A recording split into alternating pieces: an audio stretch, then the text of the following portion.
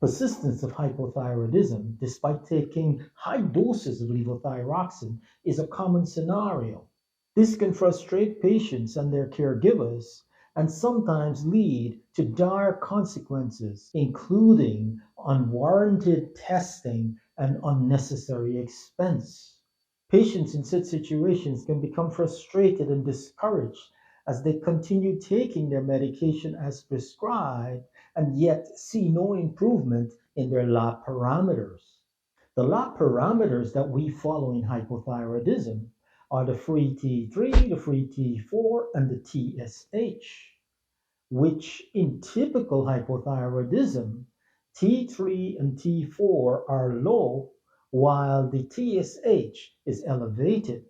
With hormone replacement therapy, typically with levothyroxine, the TSH decreases at the same time that the T3 and T4 rise to normal levels. Typically, a dose of 1.6 to 1.8 micrograms per kilogram of levothyroxine is sufficient to achieve normalization of the T3, T4, and TSH in hypothyroidism. This dose translates into 112 to 126 micrograms per day in a person of 70 kilograms weight. But sometimes even doses of 400 or 500 micrograms of levothyroxine are not enough, and such patients continue being hypothyroid despite taking massive doses of levothyroxine. So why does this happen? There are several possible explanations. The first one is the malabsorption of levothyroxine. For starters, there are multiple medications and supplements that can either increase the excretion of levothyroxine or inhibit its absorption. Common medications include metformin, propranolol, and aluminum hydroxide containing antacids. Common supplements such as biotin and chromium picolinate can also inhibit the absorption of levothyroxine. Here is a list of medications that can affect the absorption of levothyroxine. As you can see, this is an extensive list. Because of this, levothyroxine should only be taken on an empty stomach, and these medications should be taken 30 to 60 minutes after. Aside from medications, there are also foods that can hinder the absorption of levothyroxine, including walnuts and soybeans and prunes, to name a few. Patients may also have infections in their bowel that can inhibit the absorption of levothyroxine.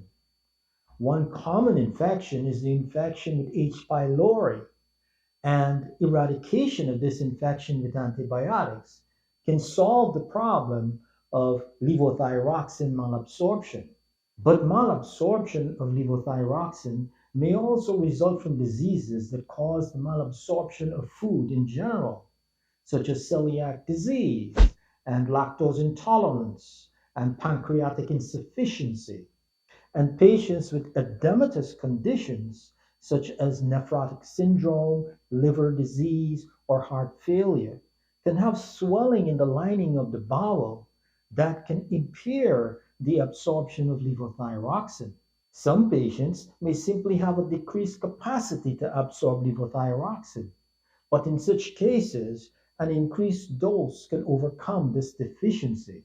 In other cases, patients may have a resistance to levothyroxine, in which the receptors for thyroid hormones are defective, and this causes the tissues not to respond to levothyroxine as they usually do, leading to a need for a higher dose of levothyroxine to control their symptoms. This can also occur in the center in the brain where the levels of thyroid hormones are sensed, called the pituitary gland, and this leads to the pituitary gland not responding to the levels of thyroid hormone normally.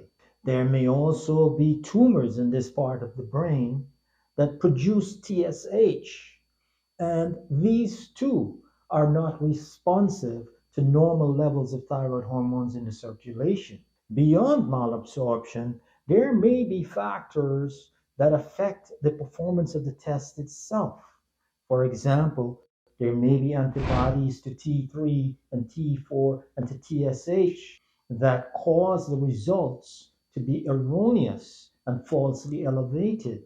There may be also other types of antibodies in the serum of the patient that can interfere with the test, called heterophilic antibodies, and these can lead to falsely elevated TSH results. We can eliminate these artifacts by performing the test on the same sample at a different lab, which will uncover these antibodies, or we can use special tubes that prevent these antibodies from acting, or use substances in the test itself that can eliminate these antibodies. We should also not forget that mistakes can happen, and the medication or the dose of the medication that is prescribed by a pharmacy might not be the correct medication or the correct dose. Patients may also be mistaken in the dose they are prescribed, or we may be dealing with a case of pseudo-malabsorption in which patients are loath to take the medication